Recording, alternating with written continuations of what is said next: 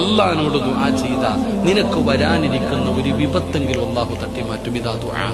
ചുമ്മാതെ ചോദിച്ചാ പോരാ, ചോദിക്കേണ്ടതുപോലെ ചോദിക്കണം. അള്ളാഹു ഈമാൻ തരുമാറാകട്ടെ.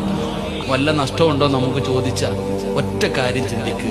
നീ അള്ളാഹുടെ മുമ്പിൽ ഒരു കാര്യം ചോദിച്ചാ ആ കൈ പൊക്കി റബ്ബിനോട് ചോദിക്കുന്നതിൽ നിനക്ക് എന്തെങ്കിലും കിട്ടും ചങ്ങാതി. വെറും കൈയോടെ മടക്കൂല്ല അള്ളാഹ്. ഒന്നുകിൽ നീ ചോദിച്ചത് അള്ളാഹ് തരും.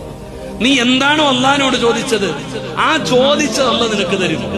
അതല്ലെങ്കിൽ അള്ളാന്റെ റസൂൽ സല്ലല്ലാഹു അലൈഹി വസല്ലം തങ്ങൾ പറയുന്നു, ആ ദുആ നാളെ പരലോകത്തേക്ക് അള്ളാഹു മാറ്റിവെക്കും. നാളെ മീസാനിൽ കാണാം ആ ദുആയുടെ പ്രതിഫലം.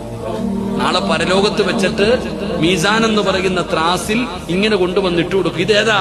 ഈ ദുനിയാവിൽ ഇന്ന് ദുആ ചെയ്തില്ലേ, അന്ന് ഞാൻ തന്നില്ല, അതാണിത്. അള്ളാഹു അപ്പൊ ആഗ്രഹിക്കുന്ന ദുനിയാവിൽ ചെയ്ത ഒരു ദുആയും സ്വീകരിക്കാതിരുന്നാലും മതിയായിരുന്നു.